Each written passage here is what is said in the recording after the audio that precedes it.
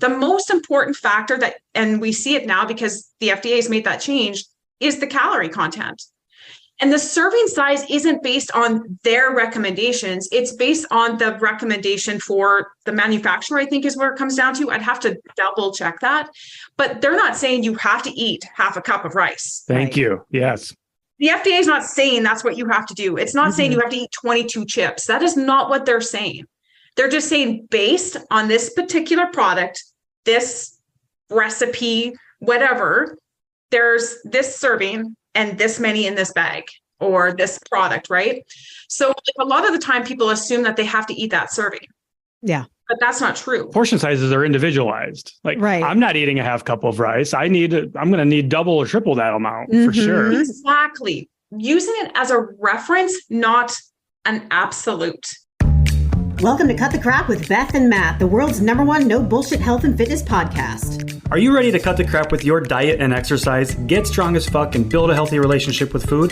Then you've come to the right place. Let's go.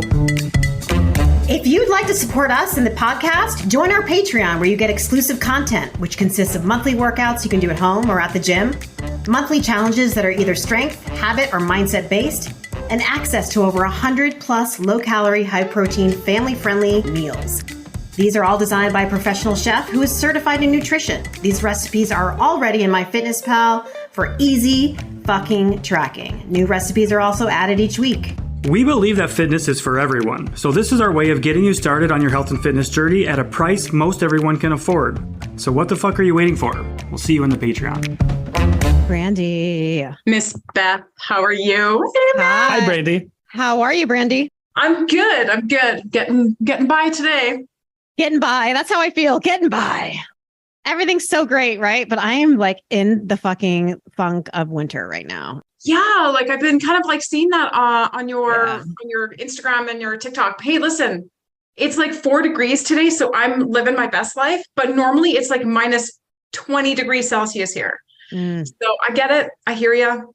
Yeah, it warmed up here in Ohio a little bit. These last few days, I was able to get outside and get some hiking in, which was really nice. Like it just invigorates the soul when you're able to get out in the sunshine like that. Yeah, that's the thing. When you don't have that, it's a downer. I live outdoors usually. Seasonal depression. It's no joke. It's not. And it could be mixed with menopause. Honestly, like I'm thinking because I'm like been tired, more tired than normal. I'm like, this is just not me. I'm feeling like super in a funk. I'm like, is it SAD? Is it menopause? Like what the fuck is going on? So yeah. Do you know, I can honestly say like, we can even have that discussion. Like I've been there and I know that for me, I think it's a real thing. I really do. Like a lot of those symptoms go unnoticed. And I think that that's part of it too, for the females, like our 45-year-old pluses, like, I mean, obviously as young as 35, but I felt it, I felt it a little bit more over COVID than I did any other time. But that's when I had an aha moment of like, there's something not going right with me. And I even told my husband, I'm like, I am not the same person because for me to not want to go to the gym, that's unheard of. Yeah, that's how I feel. And then I was remembering what Amanda Thebe was talking about. And I was like, you know, when she was mentioning like not having the drive, like being really more tired, I was like, oh, I don't understand that. And then like literally as soon as you talked about it, a week after we had that conversation with her, it was like, I'm struggling. Beth, do you supplement with vitamin D by any chance? I take omega-3s, but I don't really take a vitamin D supplement. I really should though. That's one thing that I'm actually starting personally.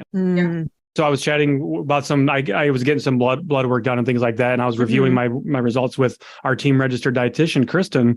And she asked me straight out, she's like, are you supplementing with vitamin D? I said, no, to be honest, I didn't think I needed it because of as active as I am and getting it in my diet and my lifestyle. She's like, yeah, but here in Ohio, you're probably going to be deficient, especially this time of year.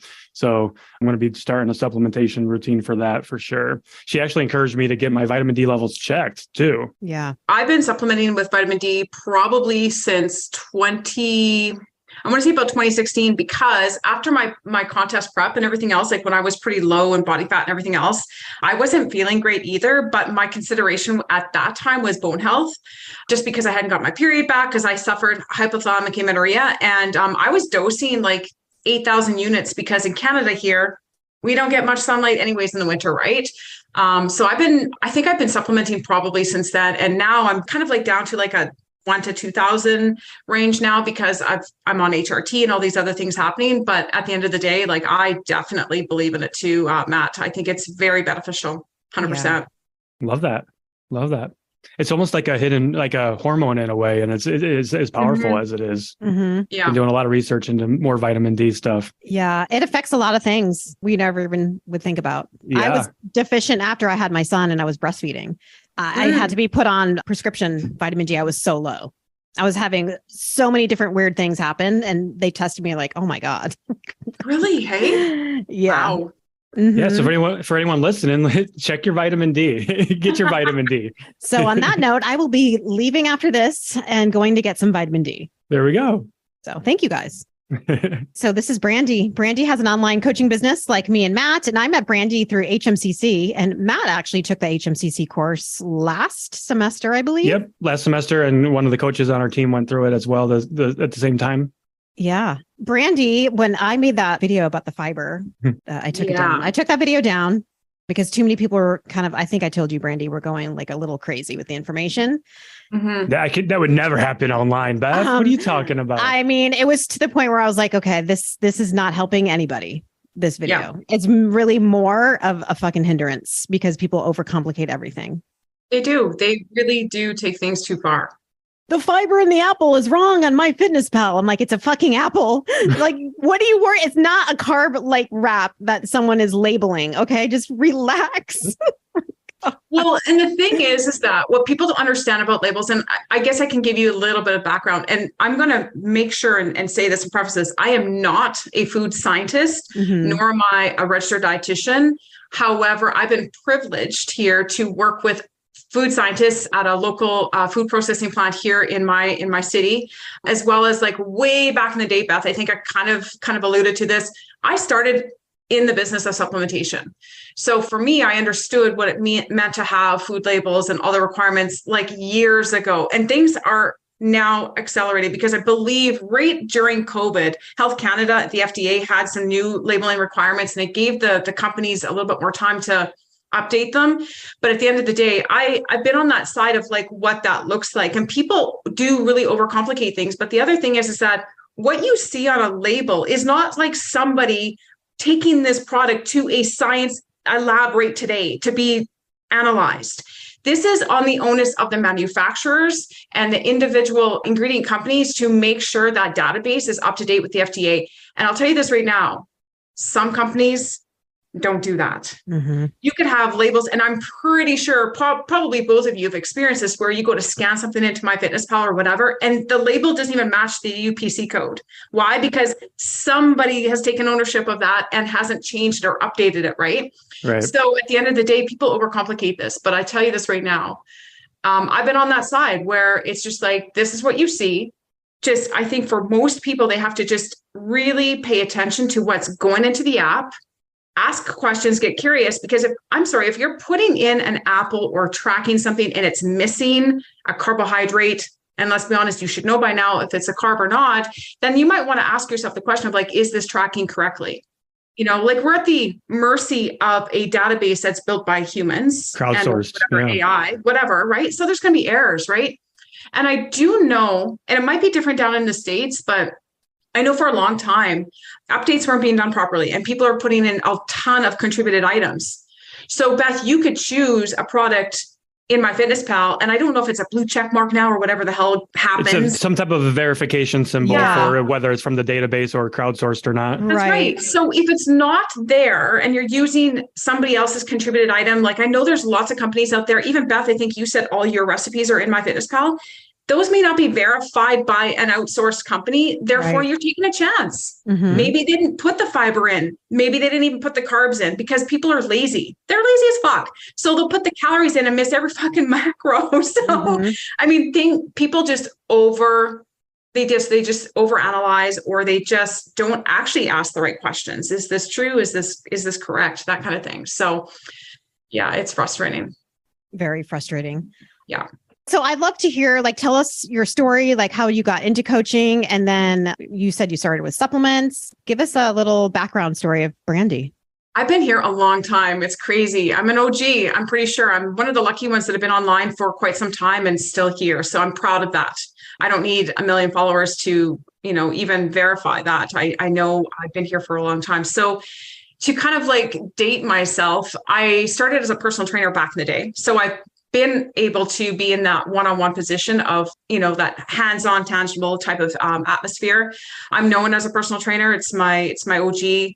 I was the fat kid in the playground. And so, one day I was, I lost all my weight and I promised myself I'd never want to be in that position again. And I got really interested in training and stuff like that. In my first couple of years of personal training, I got really interested into bodybuilding. I had a lot of, I didn't recognize it then, but I now know I probably had a ton of body image issues, but because I was overweight, I'm thinking like, this is probably the answer to seeing what's underneath there, right?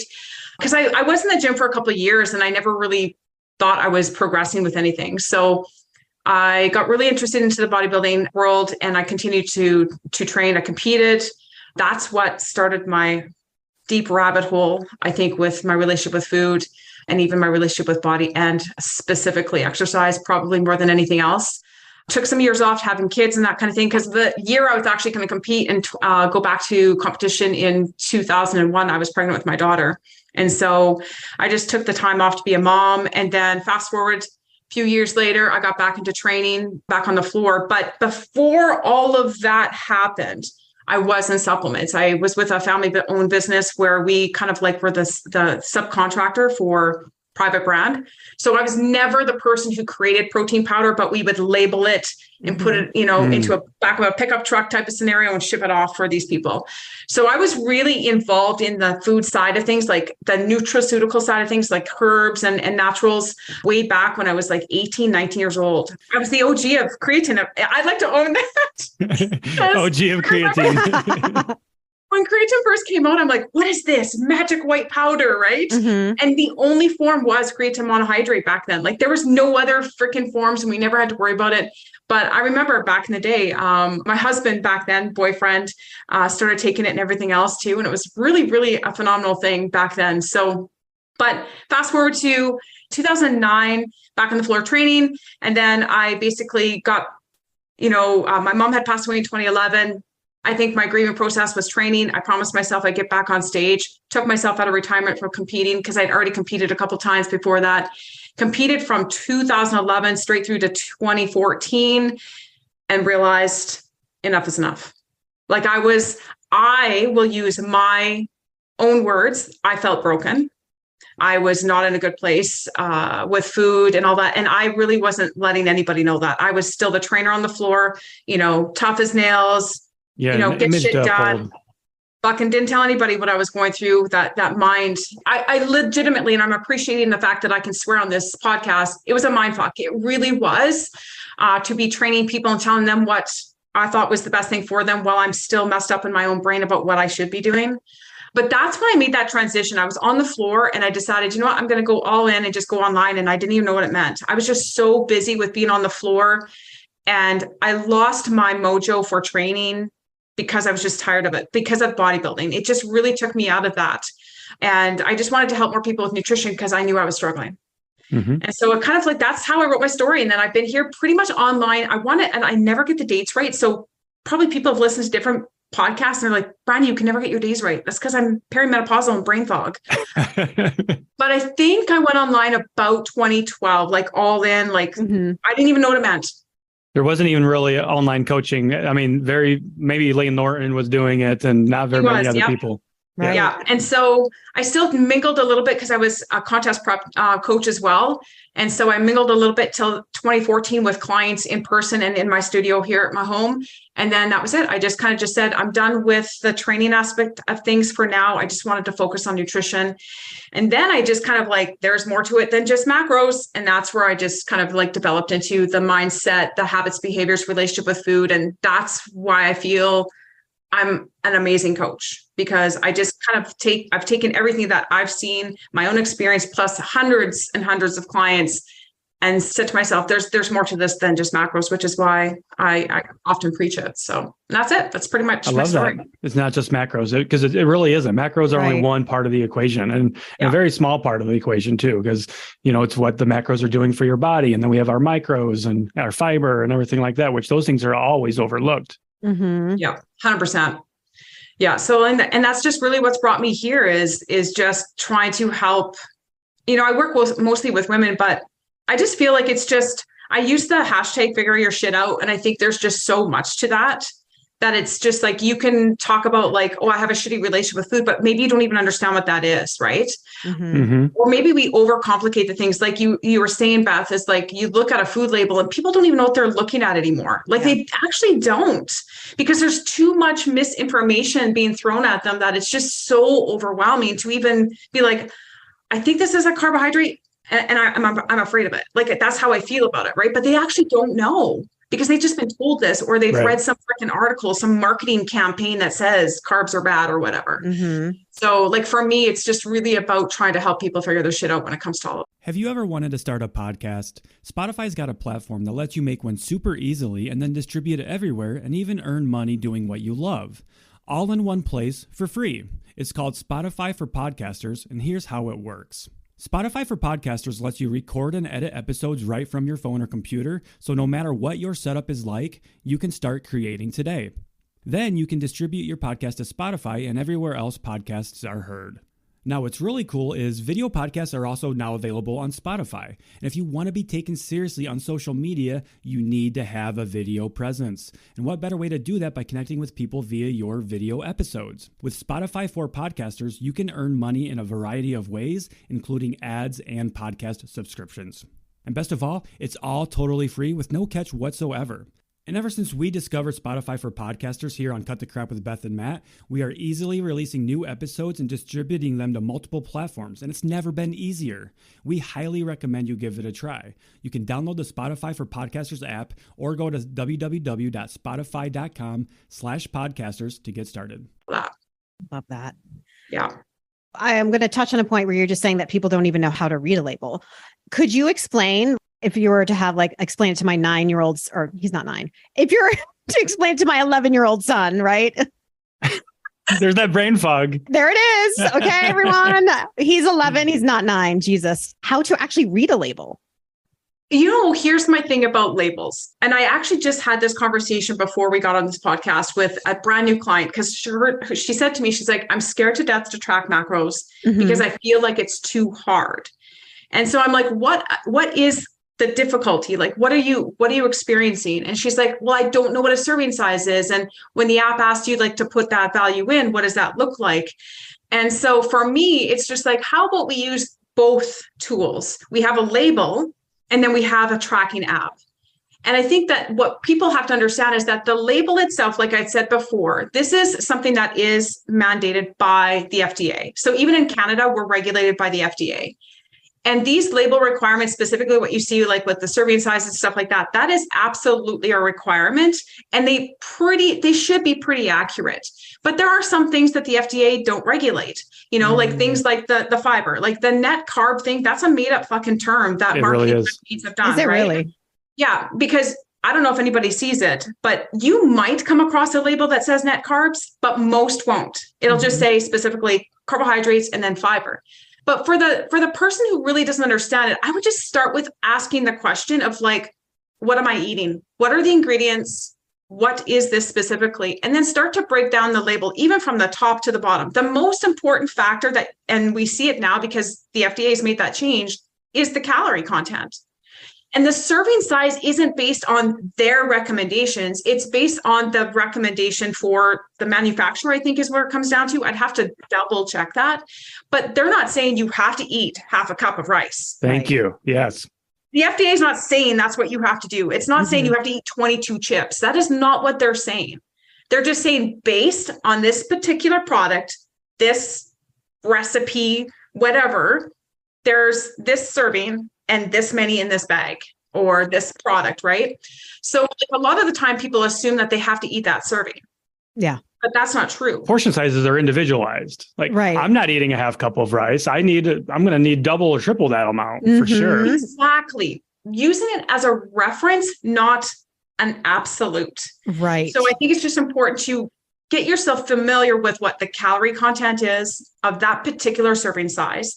Ask yourself the question of like, okay, so if I made half a cup of rice, is that really what I'm going to eat? Number one. And number two is like, what is in this product? So the list of ingredients, like the number one ingredient is going to be the most, and then it goes down.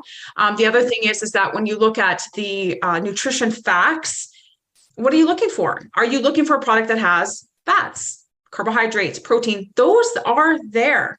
I think that people get overwhelmed with, oh, look at the vitamin D content, or is this a source of vitamin A? Let's not look at that yet. How about like the fundamentals? And I think that the nutrition label itself is overcomplicated because people read every single line versus what should matter for them in that time. Right. Yeah. Because as you become more equipped, more skilled, you're going to start to understand what each line actually means, the percentage of daily values, all those kind of things. And again, these are references that you can actually look up. The FDA has a site that goes through the exact thing. And the nice thing about the FDA is that they actually give you the breakdown of what's current.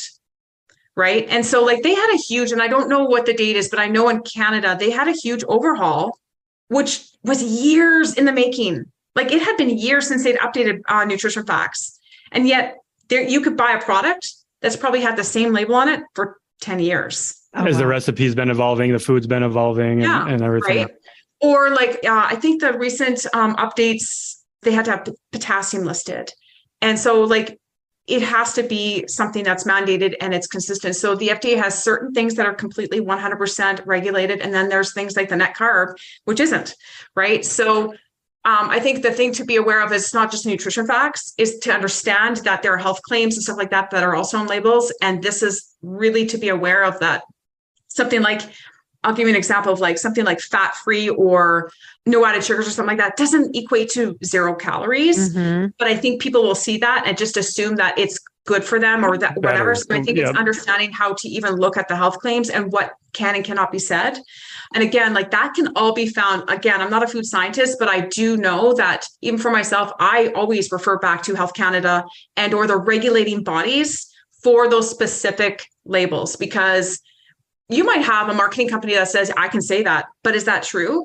They do try to claim things, but the FDA doesn't necessarily approve it. And you can see that on the label. Mm-hmm. The statement has not been approved by the FDA or whatever. Yeah. So it's not something where you should, again, I really don't love absolutes. So like when you see something, that says or guarantees something, again, I would question that, including just looking at labels, like read the fine print, go through it all. And basically, like I said, like it's difficult for me to say this is what I would say to an individual, because I do believe it's based on their own intelligence and or their, how we say training age? It's their nutrition age, their awareness age of health and wellness, and so like for us as coaches, I think it's our job to educate them. Right. So like, I just really think that it just starts with the basic foundation of just like, okay, what are you looking for on that label? What are you actually eating? And kind of get curious about that. So before we get into what we're looking for, like I would like to touch on the net carbs thing really quickly again, because that's, like you said, bullshit. And that term I feel like started showing up right around the time that keto started becoming popularized, because that's what keto cares about. Like keto's like, oh, net carbs is what matters. Net carbs is what matters, right? Because they're trying to manipulate their carbohydrate intake. So they're just acting like those other carbs don't exist, even though because it's being paired with fiber and things like that. Which to me, I kind of look at net carbs as the same way as we look at the word toning. We know that's a marketing term and you can't actually tone a muscle or tone fat, but it's just a made up term catered to selling products. Yeah, I would say 100% of that is a marketing campaign. I realized it. So I'm going to date myself again. So again, when I came online, the biggest bar out there was Quest. Mm-hmm. And I don't want to call them out because I don't want anybody to get a lawsuit here, but I know that the labeling didn't make sense for me when I was starting to understand how to track. So back then I wasn't a tracker. I was like a meal plan person with my coach. And what I was doing, we didn't do macros. We were just eat this, follow this meal plan, you're good to go. But when I started getting curious after I was starting to bring food back into my life, one of the bars that I really did like at the time, because it was one of the best tasting out there for a very, very long time, in my opinion, I started looking at the label. I'm like, the calories don't match what like, you know what, for me, and then it would say net carbs. I'm like, what does this all mean? Mhm. So even back then I start to realize, I'm like, oh, so the total grams minus the fiber, that's what they're talking about. Oh, they're not calculating total carbs. They're doing the quote unquote net carb. So the calories would never equate in your MyFitnessPal or any other tracking app, because there are some, again, contributed items are not. They would scan in the barcode and it would equate, or it wouldn't. And like, I know the system I use right now when I'm working with clients, it pulls the data from MyFitnessPal, but it calculates in absolutes. It's not rounding. It's not doing net carbs. It's doing total carbs.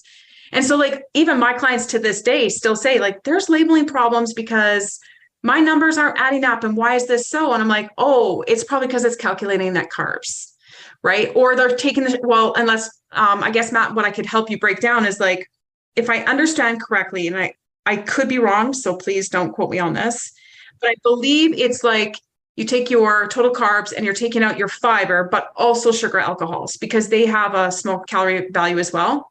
That's my understanding as well. Yeah, but there's insoluble and there's soluble fiber, and insoluble has roughly 0 calories, right? Whereas a soluble fiber will have about 2. So like to take both of those out and clump it as like, oh, let's take all fiber out isn't right, because there's still calories, Mm-hmm. right? So I think that's just, it's the wrong approach. And I think that's part of the problem, is that people are just like, again, they're hoping and praying that, okay, well, if I take this out, it's just going to, take away some of these calories, but you're still eating the calories. They're still there.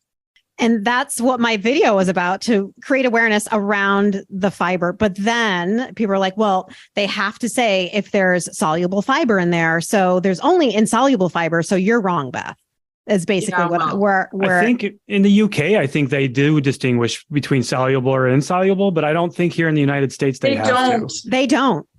Yeah. And I actually double checked that. Some do. Some companies say this is soluble and then insoluble, but a lot of them don't. Mm-hmm. But here's the thing, from what I understand, FDA doesn't require that breakdown. And that's the difference, right? So like, if you want it regulated, so here's the problem that I have with it, is that you can subtract it all you want, but maybe this company doesn't. There needs to be a standard. There's no standardized, right? So like, that's where it makes it difficult for us as coaches to be like, yeah, that's right. Nope, they're wrong. Nope, they're right. So like to honestly, this is why I think, and I've heard it even from the experts, like Lane and even Ben and all that, is like, just let's keep it into the carb category, because there is a value there. Mm-hmm. It may not be 4 calories per gram, but it could be if there's both sugar alcohols and soluble fiber. You don't know for sure. So you don't know for sure. Yeah. So account for it is what we're saying. But like, why are we spending the time to fucking micromanage this shit? I know. Agreed. Right? Beth and I are so big on now focusing on the majors or the minors, when this is really one of those things that's a minor detail, but it's something that people should know. And like, we don't want them stressing about it. Like, we're not trying to scare people like, oh, your food labels are lying to you. That's not what we're saying. Like, we're just trying to raise awareness to these things and how some of these things can be inaccurate. And of course, how that applies then to their own personal life, right? Like, especially with the calories on a label, like here in the States, at least, it could be plus or minus 20%. Now, that's not to say all food is. I think the more whole foods you have, those inaccuracies aren't really going to be there. But when you're talking about the highly processed foods, then of course, I think that's where that variance really comes into play. And let's be honest. Okay. So you've got your food label. You've got, let's use a pita bread for an example. You've got a pita bread, and the label might say, 1 pita, but in brackets, it says 60 grams. Yep. Okay. Yeah. So here's the thing. I would argue that unless you're willing to put that pita on that weight or on the scale, you're going to track it as 1. But what happens when it's 55 grams? Or if it's a 65 gram pita? Mm-hmm. Because as much as these companies try to keep things similar, I have been that coach, and I've recorded this for a client where I'm like, I want you to pay attention. This tortilla or this pita is 55. This one's 52. This one's, and so there's going to be a variance in calories. So rather than trying to micromanage it, just accept the fact there's going to be a 20% value difference, maybe plus or minus. It's like the law of averages. Yeah. It's never going to be 100%, like you might break even, and don't overcomplicate things. Right. But that can be like, if you really want to dive into the, the weeds of things, weigh every piece of bread. weigh every freaking piece of cereal that you're putting on that. Which I've done that. I mean, when I first started macro tracking and taking the IIFYM approach, it all came down to macros, right? So I probably weighed my food every day, almost every meal, unless I was eating out for maybe 2 years straight. Like now I never want to track a carb or anything again, but that built a very good foundation, and it really raised my awareness levels, which is why we're such big advocates for tracking and at least weighing your food in some capacity. Maybe not some foods, like we're not going to be weighing our fruits and vegetables and things like that. I hope not, but with carbs and fats and protein. Well, here's the thing, Matt. So you bring that up. So I actually had a client who's like, I eat an apple every day. And I'm like, cool. So she's like, how do I track that? I'm like, just pick a median apple. Because the average apple is probably a medium size. But she's like, why? I can't remember what the name is, but they're huge. I think Honeycrisp. But Honeycrisp, that's the goat right there. That's like the best fucking apple ever. Oh, it's the best. They're like 80 to 100 calories, right? So if you're eating one apple a day, that's fucking 700 calories you're not accounting for. Right. So I'm just like, how about you pay? Like, let's take a looky-loo, because I said, you can track it if you want. But if you have an absolute body composition goal, and this coming from me as the dial it in as deep as you can go contest prep type of person, you better weigh that shit. Yeah. Because there's going to be a variable. But in the big picture of the Gen Pub, for lifestyle clients, it doesn't matter. No, it doesn't matter. Even the banana. A banana can vary too. Like get little tiny bananas. Large banana versus a small banana, probably 150 calorie difference. Yeah. But the mentality is it's a fruit and a vegetable. It has no calories, especially veggies. But I'm like, actually they do. They're carbohydrates. So to be clear, I want to tell people, I'm saying I personally don't want you worrying about weighing those things, but still track them because they still have calories, like you said. Yeah. So tracking and weighing are different things. Exactly, Matt. But that's the mentality that I see is like, because that comes off of like the whole, like if I were to jump into the keto bandwagon of like vegetables or even like, I think it's Weight Watchers. Free foods. Free foods. Free foods got to fucking Weight Watchers. I'm not paying anything for this. How is this fucking free? It has energy. Right. So I'm just like, they have calories. But again, it's kind of like going back even to the labeling is like when something says it's fat free, doesn't mean it's calorie free. Or geez, Beth, I think you did a post about Whole30 or something like that. And it had me thinking about like how people assume eliminating processed foods is the best route to their health. And I'm like, okay, but you can do that and you eliminate calories, but you do realize an avocado, nuts and seeds, they all carry calories and abundance a lot of them. Of calories. Right. And so like, I don't know, like to me, it's just, we overcomplicate things. Yes. When there's just so many things being said and it's marketing and all this, where it is really, like Matt said, like, it's really, when you look at Gen Pop, it is really basic shit that gets that needle moving and not to overcomplicate the process or anything that's going on there, because it really does have you get paralyzed. Oh my gosh, net carbs, what am I supposed to be doing? Or this label says it has like 6 grams of protein, but when I'm tracking it, it says 7, well, maybe it rounded, but it's still too much to comprehend because there's too many things being thrown at us. Right. But yeah, I think you should take both tracking and the label, do a comparison and get curious about what you see. What's the information that you're getting, especially in the beginning. And, I made a video about the True Fruit chocolate covered blueberries. They're frozen. And it said, 28 grams weighed is a serving, or it said like 10 to 12 pieces, right? Well, the serving was actually 4 to 5 pieces, or it was like 4 pieces for 28 grams. And everyone's like, the label's lying. I'm like, double the amount was what they were saying. Yeah. But also people have to understand that don't go by, like if it says 12 chips, you have to go by the weight of grams and not the amount they're saying, or about 12 chips or about 10 to 12 pieces. It's like, no, go by the grams, the weight. About 10 pieces of chips. Right. But that could be, if someone's eating 10 to 12 pieces every single day, that's an extra 90, 100 calories a day of the True Fruit chocolate covered blueberries. Easily can take you over. So it's like things like that, especially in the beginning or if you don't have a lot of weight to lose, like if someone like me that just wanted to lower my body fat, I have to be more specific because I have a more aesthetic goal to get lower body fat rather than I don't need to lose 20 pounds or 40 pounds. So I have to be more specific in that area. But like you said, if you're Gen Pop and you have a lot of weight to lose, you can't get lost in the nitty gritty, but you still need to become aware. Because you know what? You're laying that foundation to learn and understand. You build that skill. And now you are in a place when you want to get super lean, you have the tools. And you also likely have a mindset, a better relationship and everything with food to understand that, okay, this is what it's going to take. This is what I have to do a little bit better in order to reach that aesthetic, right? And like, that is the difference. But I think what often gets blurred is that, and it's because of social media, in my opinion, is that this look is what the general public wants, but that is not true. I've had people hire me and tell me that they didn't like how lean I was, that is not why they hired me. They hired me for my expertise, but they never want to get lean and see muscle mass. And I'm like, that's cool. Yeah. Right. But on the flip side of things, people come to me and say, that's how I want to look because that's health. And I'm like, should we go down this rabbit hole?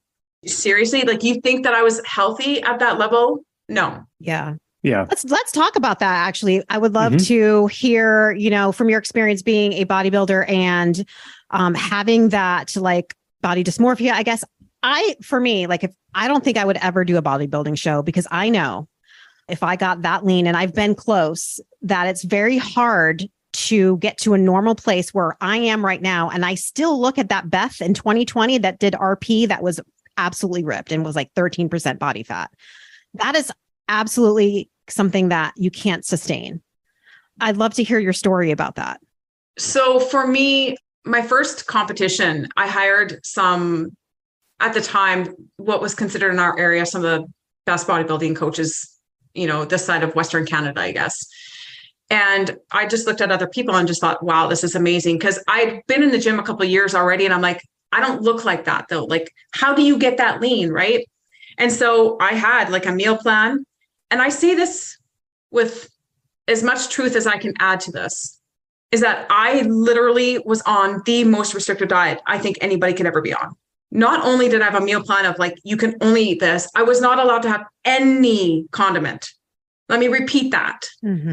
Any condiment. So no like salt and pepper? I was allowed to have at that time, Mrs. Dash. It was so old school bro science. Yeah. I couldn't have like sugar-free ketchup, none of that stuff, like no sodium. Like, it was just ridiculous stuff. I wasn't even supposed to have, I think back then it wasn't so much Splenda, but it was like anything aspartame, but I still drank all the Diet Coke in the world. And that's actually what got me hooked on coffee, because I'm like, oh my God, if I can't have anything else, I need to drink something with flavor. And I was drinking so much diet soda because I was so fucking hungry all the time that I was just like, my guts were always in a mess. But for me, it was so unsustainable. So that first time around, I got as lean as I could. I competed and I was told I'd never do well or whatever. And that was fine, but I did my thing. But that week after my very first show was an absolute disaster. I've never been a binge eater ever, except for that week.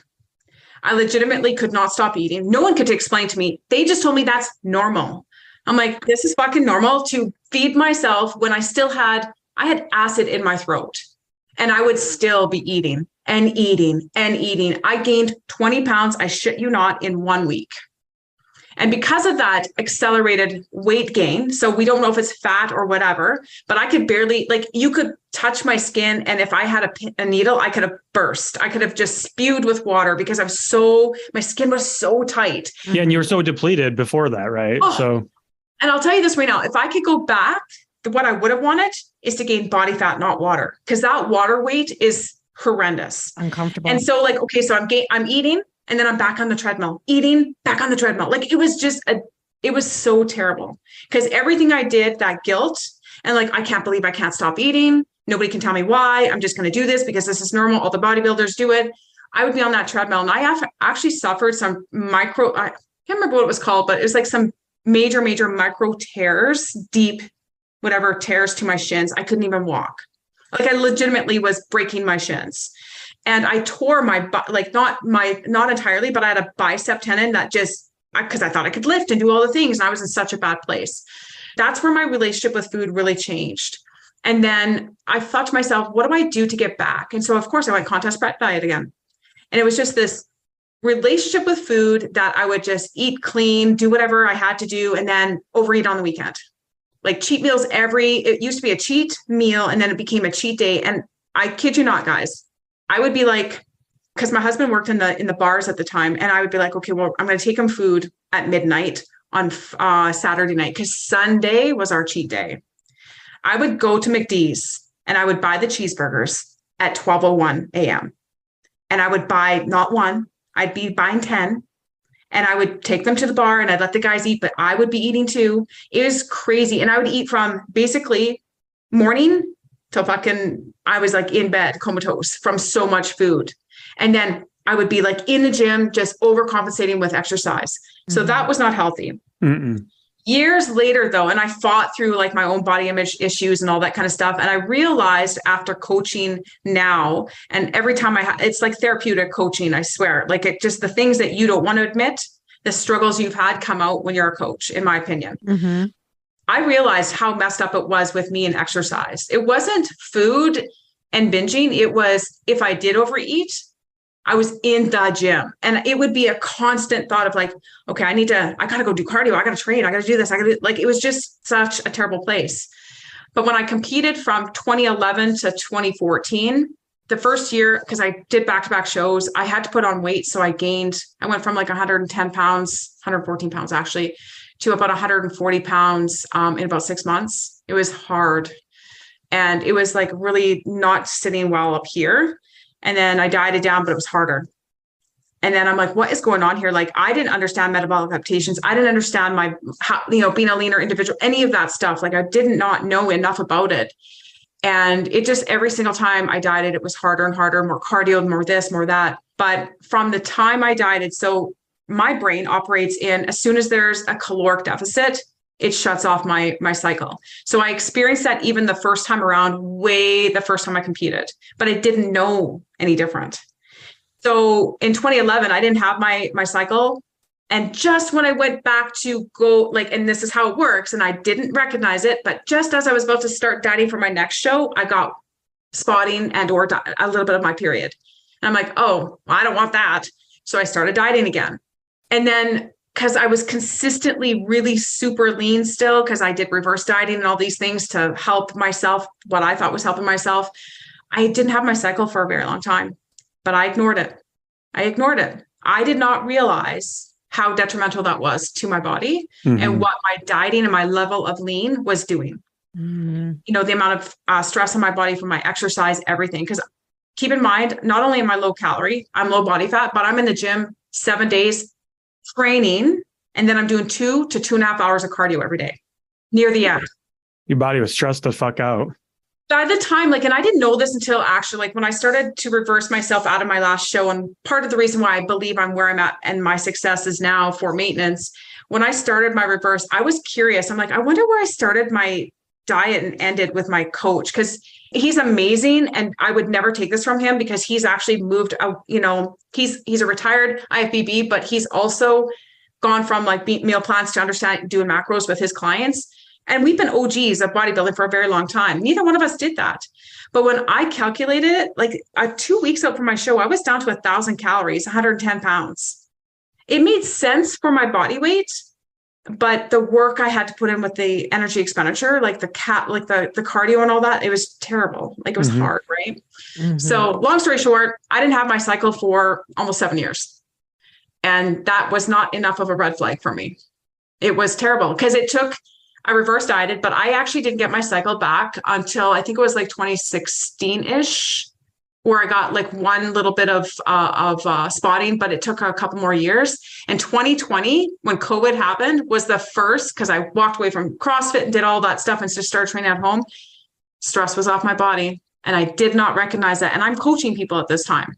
I didn't recognize it myself because I was so drenched in what it's supposed to be versus what it actually should be for health.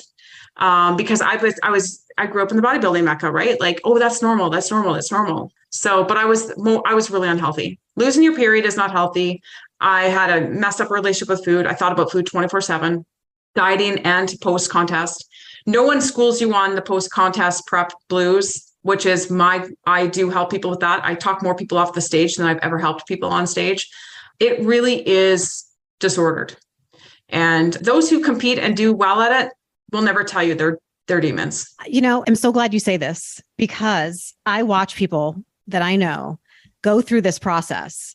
And every time they get off the stage, they go through this period of like intense, and they talk about it. Like, I'm depressed. They have like body image issues. Like one person, I'm not going to name names, that I follow, she's 3 months after contest prep, she's like doing another deficit again. And I'm like, Ooh. you know what I mean? And I'm like, back shows. That's insane. I'm like, but she's doing a deficit, not going into a show, just because she said she did her reverse wrong. And she wants to lean out more. And I'm like, okay. And it makes me feel bad because she's an amazing person. And I just see her going through, I could see it.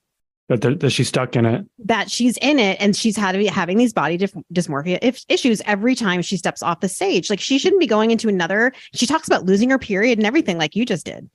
Well, here's the problem that I have with it. So even when I was competing and I was dieting, I was a contest prep coach.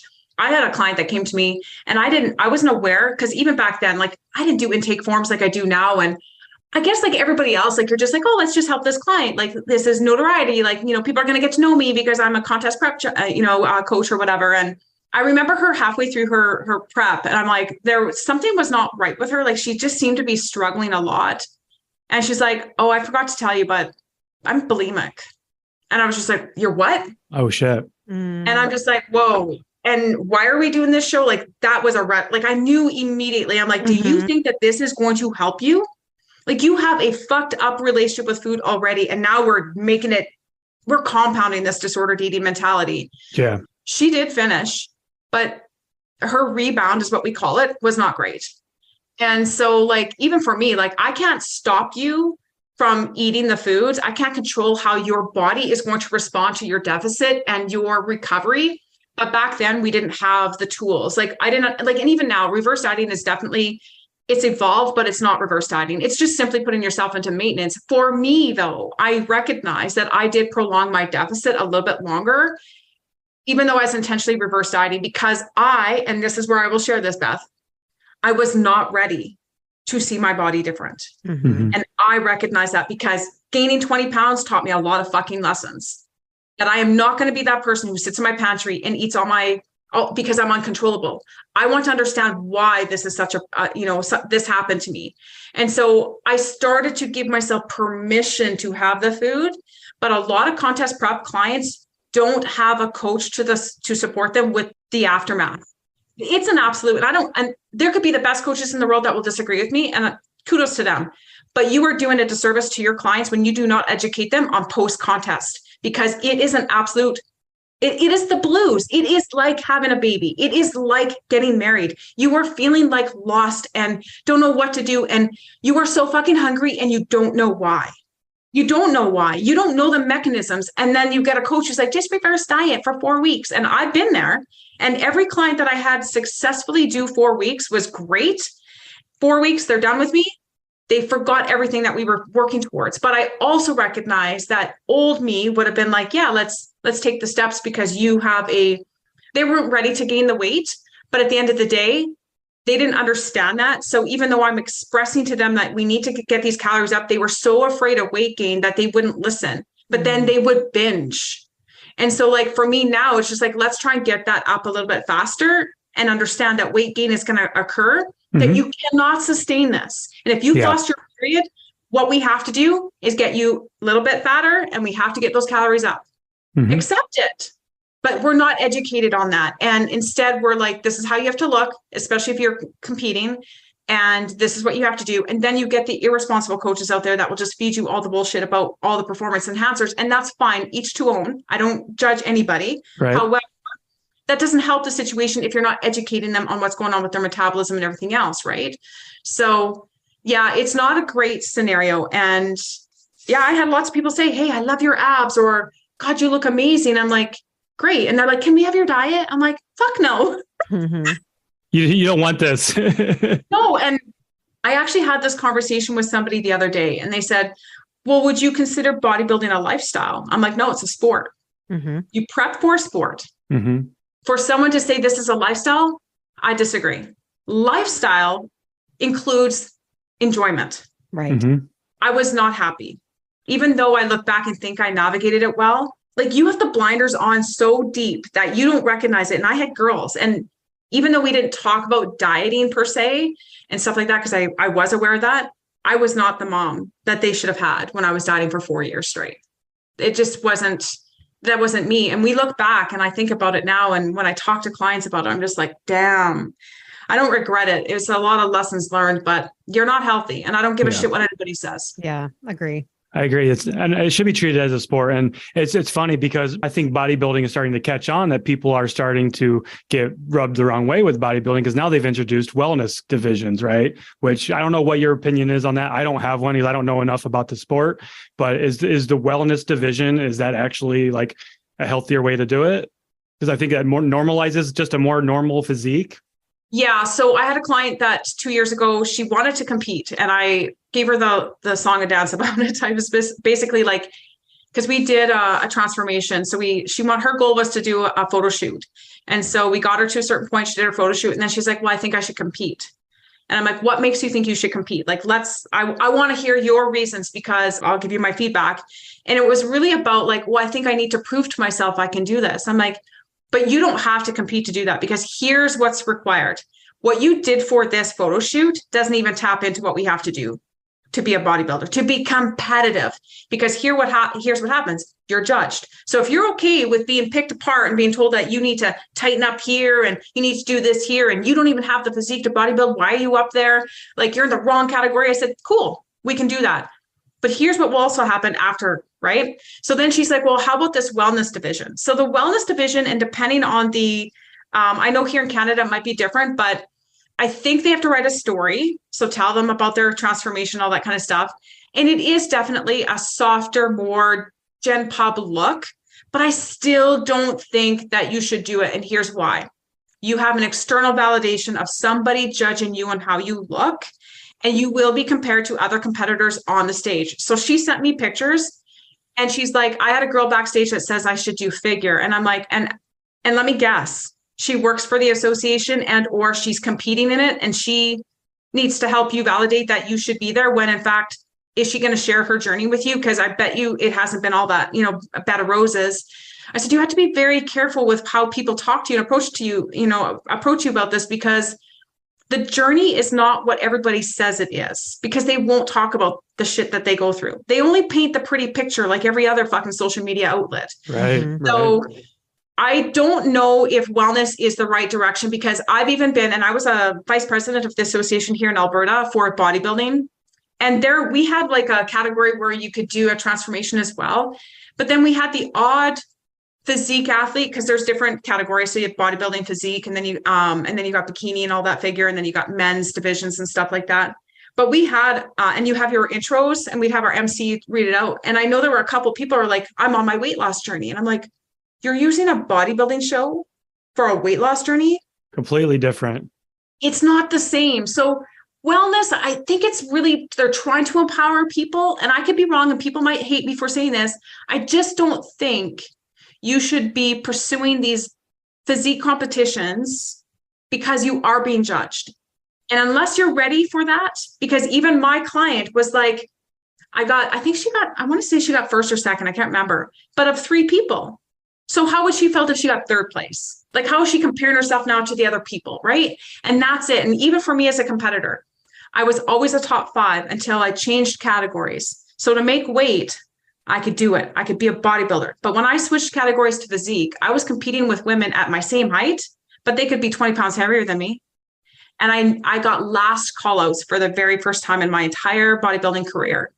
And in that moment, I remember texting my husband backstage, looking around at the auditorium, and I'm like, I'm way out of my league and I'm done. I will not resort to what I have to in order to get to that level, number 1. And number 2, I'm fucking tired of breaking down what I thought was, at one point in time, a strong, healthy body. And so I just don't think even those categories should be there. I don't know. That's my personal opinion, because yeah, your validation remains in the judges and people in the audience. I'm not a fan of bodybuilding. This is why I like powerlifting and strongman, because you're competing against yourself for the most part. Granted, you're still having to go against other people, but at the end of the day, you're still competing against yourself to beat your own numbers that you've put up, and to get strong as fucking possible. And I think that's what really intrigues me about powerlifting and that type of sport. Well, and for me, like, it really got to a point where I was just tired of it, right? And so And I feel like bodybuilding is quite selfish. So I kind of like leaned into the CrossFit world for a bit. I like the performance aspect, but it's still, CrossFit has evolved into aesthetics. I think CrossFit is a breeding ground for disordered habits. Yeah. And so I'm not afraid to say that. Like I had people approach me because there was a couple of people in my local box that were in amazing shape. And they're like, oh, I want to look like her. And I'm like, yeah, but she's here 8 hours of the day. Like you have to understand that she's trying to fuel her body for performance. And unless you're willing to eat at her level and train at her level, you're not ever going to look like her, number one, because you're not her. And number two, you do not commit. So you have to stop. But I know, Matt, that in the CrossFit world and what I've seen is that that's part of the problem. They see the aesthetics. They don't understand the nutritional aspects. They also don't understand what can be happening behind closed doors in CrossFit as well. Like every sport, there's always that side. But it is even those who are genetically gifted and do take, anything to enhance their performance or whatever, they still have to show up. And I'm even in bodybuilding, I don't take anything from anybody who's even taken anything, like I said, because you don't just take a steroid or whatever and just grow. You still have to show up and have the stimuli. But at the end, no matter how you look at it, you have to commit to the nutrition and at the time, the lifestyle of the competitive nature. It's like I heard Wayne Gretzky say on a podcast with Will Arnett and the guys on SmartList, when he talked about being a professional hockey player, they asked him, like, what would you say to the person who wants to play around that kind of like question? And he's like, you got to commit. Like I lived and breathed hockey my entire career. I said no. I did I showed up for practice. I did this. I went to bed on time. Like he talked about all the things he did. And it's the same thing when you look at a powerlifting competition, bodybuilding competition, CrossFit. It doesn't matter. You have to be willing to be that athlete. Mm-hmm. You have to identify. That's your entire identity. Yeah. So I don't know. Like I think I agree with you. Like I moved away from the whole like aesthetics, and then CrossFit kind of like it was more performance. But now that I'm just not involved in CrossFit either. I just want to be a recreational athlete and be healthy. I'm perimenopausal, moving into probably menopause soon. And so I'm just like, what can I do to feel good every single day? Yes. Yeah. I love it. Oh, it's been so awesome talking to you, Brandy. You're so fun and easy to talk to. I fucking love you, by the way. I feel like all I did was talk about myself. Well, that's why you're here. Well, and also you applied your own personal stories to, how it relates to your clients that you've worked with and how the general population can relate to it too, which is, it's practical fucking experience. And that's what matters. Yeah. Well, and really what I would like to leave this with the audience is like, here's the thing that I believe in, because I've seen all walks of life and I've been on this earth long enough to see it. And I've been in this industry long enough. Like I said, I feel like I'm an OG, is that we have to learn to zoom out and really figure out what it is that we want, but understand that you can love your body and not make any changes. You can make these changes and be fine. It's just understanding that how you approach each situation as an individual does fucking matter for long-term success. If you choose to go extreme, that is on you, and you better fucking own those choices, because the result is not going to be what you actually thought it was going to be, because it's not sustainable. But if you actually took a pic, like zoomed out and be like, okay, so where was I? Where am I now? And where do I want to go? If you can actually look back and see what you've done and what you'd like to change, you are going to see that for a lifetime. But it's the willingness to, like I said, like you have to be willing to do the work. And, at the end of the day, there's no magic pill. There's no fucking magic solution, anything. There's no detox or freaking protein powder you can take that's going to make this all like just happen. I've been down the block, around the block, and I'm still working on my own shit. And I've been here a long time. That's it. There we go. Thank you, Brandy. Brandy, thank you so much for coming on today. Where can people find you if they want to connect with you? My thing is like Instagram, and I kind of dabble a little bit in TikTok. I'm not really like 100%, but it's Motivate and Be Fit. Do not spell it with a B-E. Drop the E because it's not in there. And yes, one day I'm going to change that. But we'll tag you appropriately. Yeah. But yeah, Instagram is where I'm at. And then my website's the same and stuff like that. But yeah, I'm hanging out there. Awesome. Thank you, Brandy. Thank you so much. It was so fun having you. I will see you around on the old Insta. Oh, for sure. See you, Brandy. Bye, guys. Bye. Hope you enjoyed this episode, so why not share with a friend who needs to hear it? Send us a DM on Instagram or email us at cutthecrappod@gmail.com and join our Patreon at patreon.com/cutthecrappodcast. As always, we appreciate you.